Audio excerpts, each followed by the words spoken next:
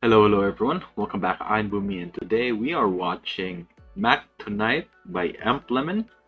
Yes, I am not particularly sure what this is about.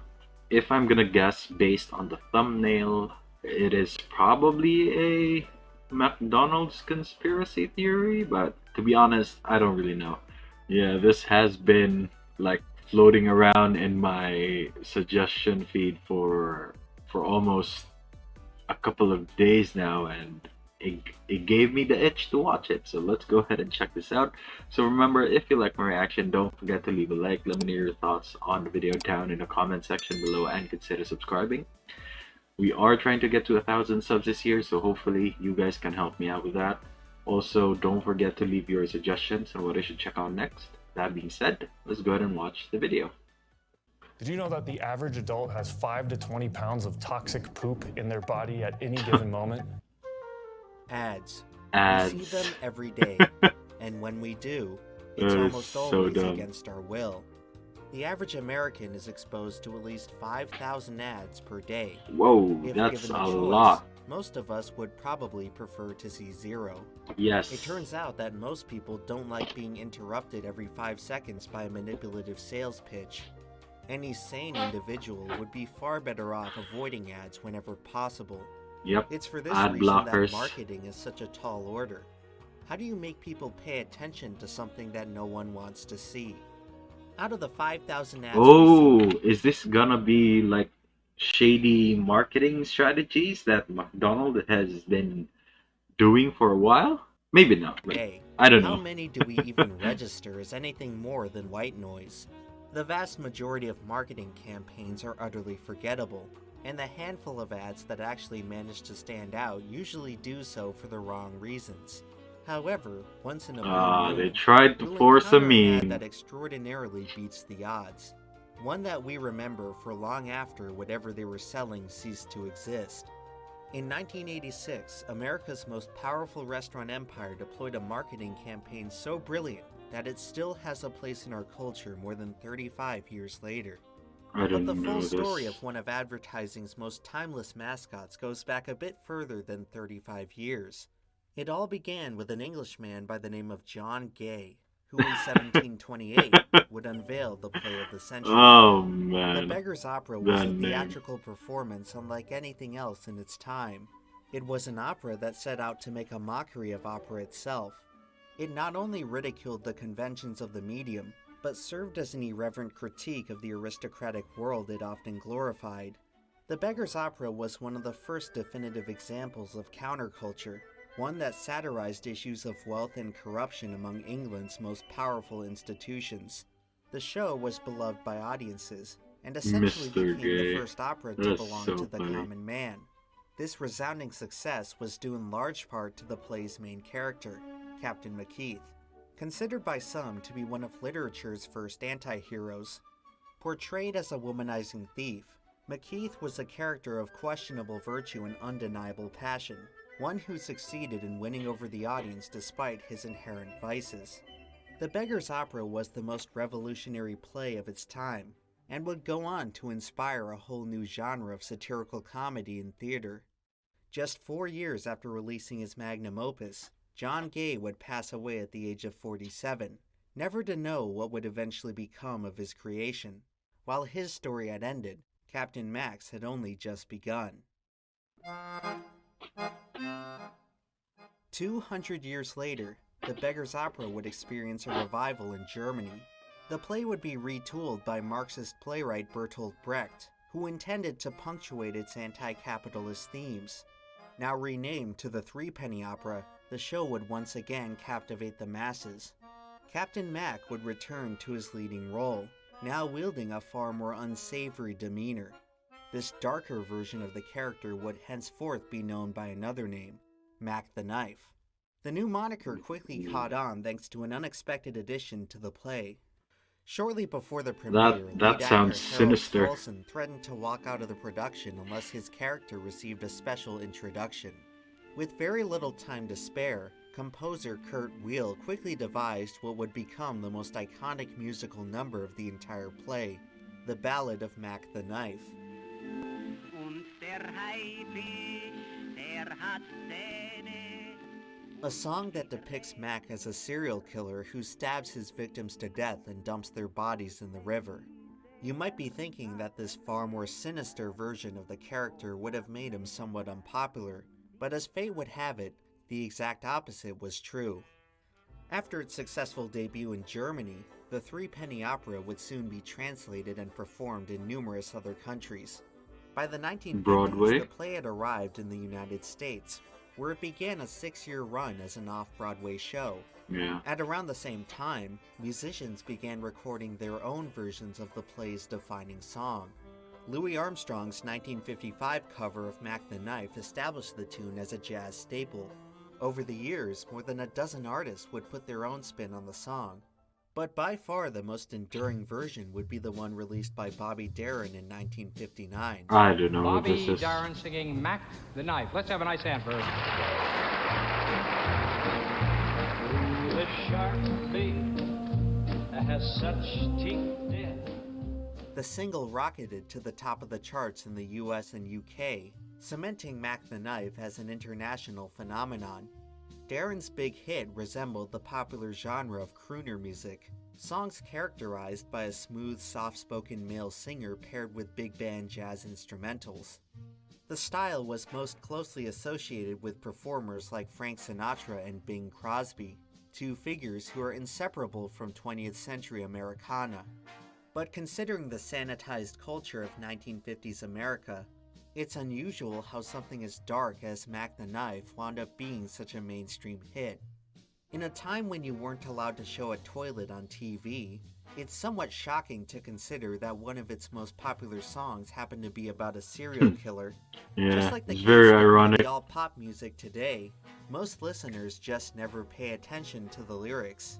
With that being said, it's not a stretch to suggest that Mac the Knife was essentially the pumped-up kicks of the boomer generation. There was this guy Oh, in my man. neighborhood. Used to call him Pumped Jimmy up Smith. kicks. Call me, say, hey, Jimmy, sing Mac the Knife. And because he wanted to hang out with us, he'd belt it right out. Yeah, yeah, yeah, man. In just 30 years, the song had reached unimaginable heights from its humble German origin. And coincidentally, at around the same time, a certain other German creation would also experience a meteoric rise in the United States.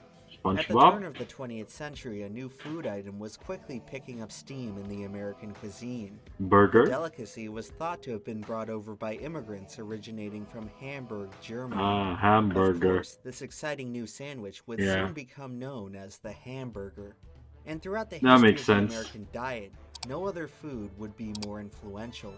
The Mhm. success of the hamburger had to do with two key advantages. It was a hearty meal that could be prepared very quickly and very cheaply. The founding tenets of America's most famous industry, fast food. Yeah. In 1961, businessman Ray Kroc completed what was essentially a hostile takeover of the McDonald brothers and their chain of California restaurants. Under his leadership, McDonald's would revolutionize the American food industry with one simple vision: the idea that a customer could visit any restaurant in the country and order an identical sandwich. After a decade of aggressive expansion, the Golden Arches would span from sea to shining sea. McDonald's had become one of the first truly national brands in America. The new fast food empire ushered in a new era of commerce, and along with it, a new challenge in marketing. Sell me this pen. Wolf of Wall Street. Compared to other Lipstick. disciplines, advertising is relatively new. The practice only began to be seriously studied at around the turn of the 20th century. But while research into the field may still be quite young, it all seeks to answer the same age-old question. Both the art and the science of advertising exist to figure out what people want. Selling a product requires so much more than simply making people aware of its existence. The power of marketing relies on infiltrating the gooey center of human desire. It attempts to deliver us our grandest fantasies, to exploit our deepest fears and insecurities. The purpose of advertising is not to give people what they want, but to redefine the meaning of So want. damn, that's Most a lot of products and ads. services in the economy are totally superfluous. They offer the customer no intrinsic value versus any replacement level item. It is the job of the advertiser to manufacture that value, to convince the customer that a product is more than a product. And Yeah. perhaps no other company understood this concept more than McDonald's, which sought to brand itself as not just a restaurant, but an American institution. McDonald's prospered by getting working-class families out of their dining rooms and into their restaurants. The Golden Arches came to symbolize an oasis of comfort and familiarity. No matter how far you were from home, you were never too far from a McDonald's. Across Yeah, that's right. I mean, here in the Philippines, we have like two big fast food chains. It's either McDonald's on the other hand, and then we also have Jollibee on the other hand. I particularly like a couple of items between the two when it comes to fries, sundaes, and what else? Well, Jollibee doesn't have chicken nuggets here, so yeah, nuggets, fries, and sundaes. I always go to McDonald's. But when it comes to chicken, like fried chicken, I always go for the Jollibee ones because ooh, their their batter is just so good. I'm sorry, but I rarely eat like fried chicken. So most of the time, I always go to McDonald's for like some fries and stuff. But yeah, I'm not married to any one of the brands. I have particular items from each of their menus, so yeah. the 60s and 70s, McDonald's marketing acumen brought them tremendous success. Success which quickly drew in competitors. And soon Burger enough, King. the franchise had several challengers to their fast food throne. The 1980s were truly a landmark time in advertising, as newly titanic brands fought for control over a nation of consumers. The marketing battles fought during this time period would dictate the industry leaders of the 21st century. Companies could see that valuable market share was up for grabs based solely on their ability to sell to the American people. As the dominant force in fast food, McDonald's quickly found themselves with a target on their back. All of a sudden, the franchise was under fire from an onslaught of commercials attacking both the quality and quantity of their product. McDonald's was thrust into an advertising arms race, spending millions on radical new campaigns of their own. However, McDLP. despite their best efforts to subdue their rivals, the company was still losing ground. In order to protect their empire, they had to start thinking outside the box. Fortunately for McDonald's, an unexpected flash of inspiration would come from their biggest business partner. Makes sense. Max Headroom here with... This is my guest. In 1985, Coca-Cola was looking to regain momentum following the rocky launch of New Coke. They would find a rather unorthodox solution in Max Headroom, an obscure experimental character who had recently sprung up on the British airwaves. The virtual talking head replaced Bill. I've seen this guy before. Where was it? Where was it? Ah, damn it. I don't think it was in a internet historian video. I think it was one of was it? Oh man. Yeah, I forgot. But I've seen this guy. Not this guy in particular. Max Headroom. I've seen the one where someone looking like had a mask of him hijack like the stations. Bill Cosby as Coca-Cola's spokesperson, a change that was met with massive success. Coke had proven the value of manufacturing a cult icon, inspiring McDonald's to brainstorm a character of their own. Like many great creative minds before them, they decided to borrow from the past. And in the winter of 1986, America would be introduced to Mac Tonight. When the clock strikes, Oh, this is Mac Tonight? time to head for golden lights. It's a good time. I actually remember seeing him before. Dinner at McDonald's. Damn. It's Mac Tonight. Come on, make it Mac Tonight.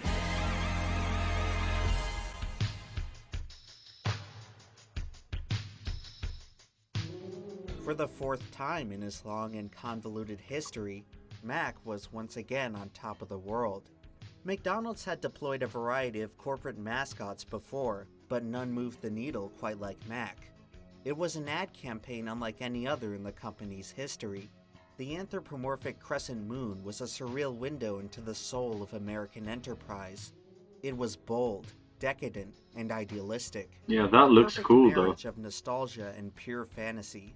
For the fast food eating public, Mac Tonight truly delivered something old, something new, something borrowed, and something blue. Hey guys, I'm so sorry to interrupt your reaction. I would just like to let you know that if you're enjoying what you're watching, I would like to ask you to please leave a like, comment, and subscribe. It really helps me out. We are trying to get to 1,000 subs by the end of the year, and we're 1/4 of the way there, so hopefully you guys can help me out with that. And that's it. Back to the reaction. While conceiving the ad, marketing executive Brad Ball and director Peter Katrolis sought to create a veritable Mictopia. The hand-built miniatures and practical costume work gives Mac Tonight an otherworldly aesthetic. A parallel reality where McDonald's has single-handedly ushered in a new epoch of human advancement. A glorious vision of a society that had long since transcended its struggles with crime, poverty, and especially hunger. It was the greasy, delicious future that all of us needed, but Greasy. none of us deserved. For Los Angeles marketing firm DMJC, it was lightning in a bottle. What was originally planned as a regional campaign quickly expanded nationwide. The ad made a huge impression on consumers, with some stores reporting more than a 10% increase in dinnertime business. McDonald's brand recognition skyrocketed, giving the franchise the boost it needed to pull away from its competitors. And in Paris, you can buy beer in McDonald's. What do they call a Whopper? I don't know, I didn't go on a Burger King. The character of Mac Tonight was so popular that scheduled meet and greets would draw in over 1,000 visitors from LA to Boca Raton. Over the next 3 years, actor and contortionist Doug Jones would strap into the moon costume for 25 more commercials. The popularity of the campaign would mark a turning point in his career. Today, he is best known for his leading role of the Amphibian Man in Academy Award-winning film The Shape of Water.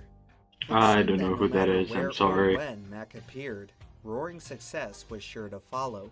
By the end of the 80s, he was basking on Cloud 9, lifting a fast food empire and its investors all the way to the moon. But in the midst of the company's greatest marketing campaign to date, not all was well in McDonald land. By becoming the face of the franchise, Mac had strayed a bit too far from his roots. The character was originally conceived as a critique of wealth and capitalism, only to eventually wind up as the mascot for the most capitalistic company on the planet. The once iconoclastic Captain Mac had effectively sold out, and unfortunately for him, the pendulum was about to swing in the other direction. As fate would have it, the corporate gravy train that he now represented would soon betray him, as Mac Tonight was sacrificed for the system. Oh, they got In sued. October 1989, Dodd Darren filed a $10 million lawsuit against McDonald's claiming that Mac Tonight had infringed on his father's song.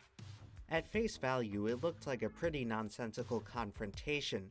I mean, Bobby Darin had I can kind of see it. Mac Tonight, Mac the Knife. There's almost some similarity there, but passed this away probably more than goes 15 deeper. years earlier, and his defining single wasn't exactly the most original composition. He didn't write the lyrics, he wasn't the first to perform the song, he hadn't single-handedly invented the crooner style. Like many works involving Mac, it was derivative content that just so happened to be in the right place at the right time. It's hard to say what Bobby Darin even owned that McDonald's could have possibly infringed upon, but due to the oppressive nature of our wonderful copyright system, not even Fortune 500 companies are exempt from getting Yeah. pushed around by frivolous greed. Had The McDonald's copyright fought the system. lawsuit, they could have very easily won, but they decided that the legal expense was simply not worth the trouble to save an ad campaign that had pretty much run its course. With very little to gain in court, McDonald's chose to bite the bullet. And so, after nearly 4 years of service, Mac They took him Tonight's out. golden run on the airwaves would come to an abrupt end. Who would have thought that after all Damn. this time, Mac finally got to experience what it was like to get stabbed in the back? Yep.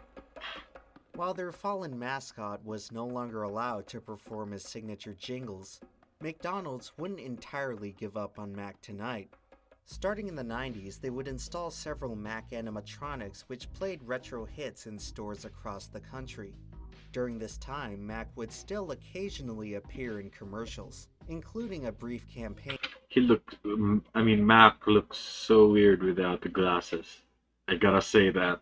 It's just creepy. in 1997. That year would also see Mac make his debut in NASCAR, appearing as a select sponsor on Bill Elliott's number 94 Ford. In 2007, 20 years after his national debut, a CG Mac would suddenly resurface on the international market, announcing the opening of 24-hour locations in Southeast Asia. But beyond these sparse sightings, Mac Tonight was essentially retired, left to ride off into the sunset as a marketing martyr and a hamburger hero. An ending that was a Hamburger little hero. too good to be true. By Ugh. transforming Mac into the perfect company mascot, McDonald's had to omit the character's more distasteful attributes. It was a character who was never designed to be a hero, and one who had spent the past 2 decades running from the sins of his past. The truth is that Mac had built his legacy not through fame, but through notoriety.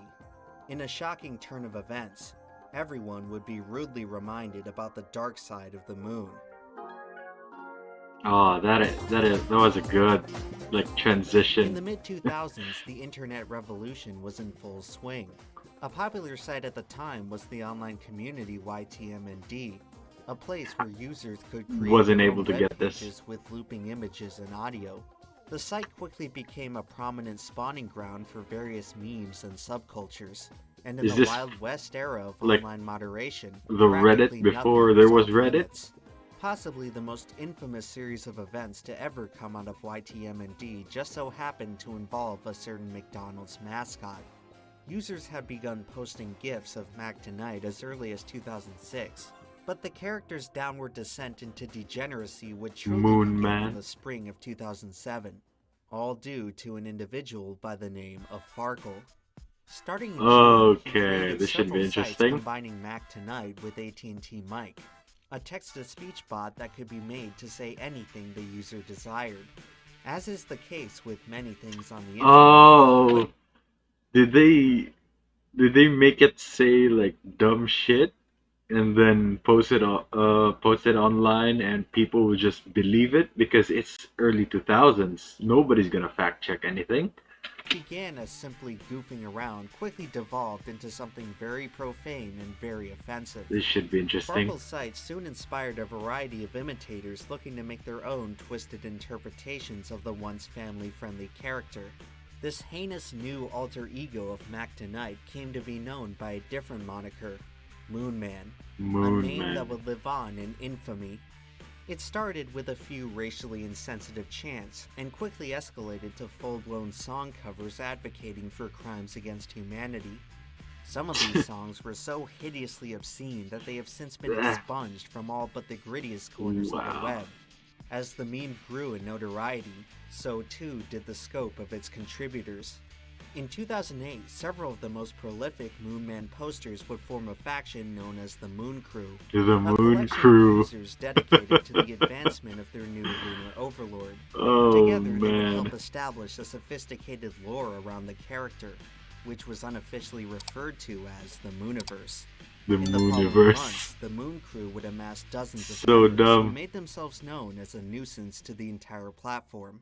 Moon So Man it's just a sites bunch of were being racist created people? with such abundance that they began to draw the attention of outside forces.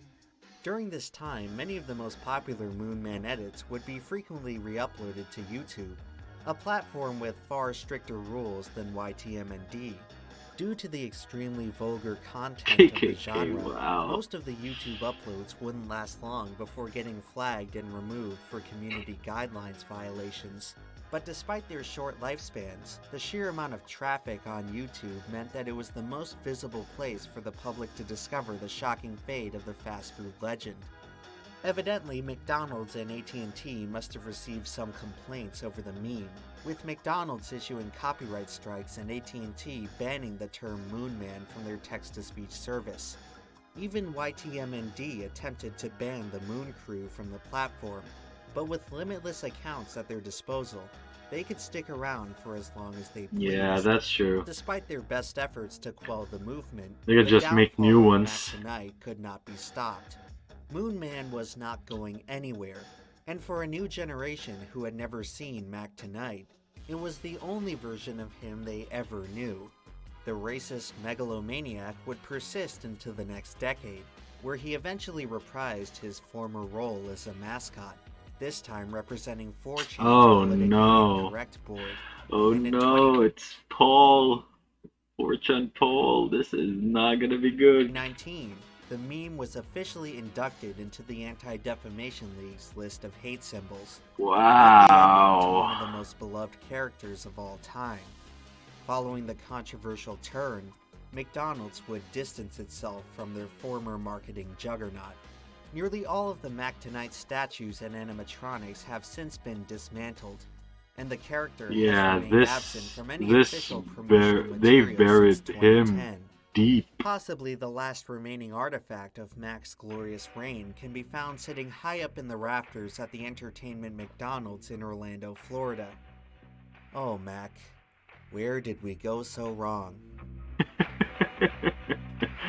Hey, there's still one alive out there. Tonight's precipitous fall from grace may have been painful to watch, but oddly enough, it helped the character achieve something that very few others could. When you look back at the very beginning of Mac's journey, he was created to illustrate one essential conflict: the struggle of the masses versus the rich and powerful. The Beggar's Opera told the tale of an unrepentant thief, one who was no less virtuous than the system which outlawed him. It made a bold statement that the only difference between a thief and an aristocrat is the number of zeros in their bank account.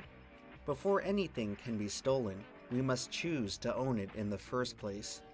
Across most of human history, ideas were not stolen, only borrowed.